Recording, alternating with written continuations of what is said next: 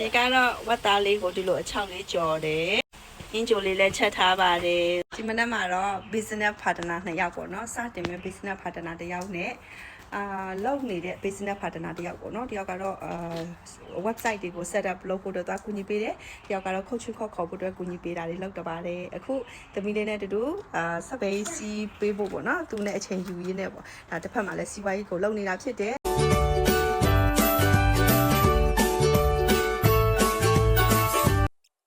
အိမ်ကနေတစ်ဆယ်ကိုယ့်ရဲ့ကိုယ်ပိုင်အချိန်နဲ့စီးပွားရေးစတင်ခြင်းတဲ့သူတွေဘယ်ကနေစလုပ်ရမလဲဘယ်လိုစလုပ်ရမလဲဘာတွေလုပ်ရမလဲ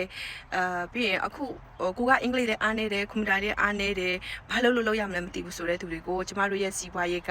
all in one box plug in စီးပွားရေးတစ်ခုဖြစ်တယ်ပေါ့နော်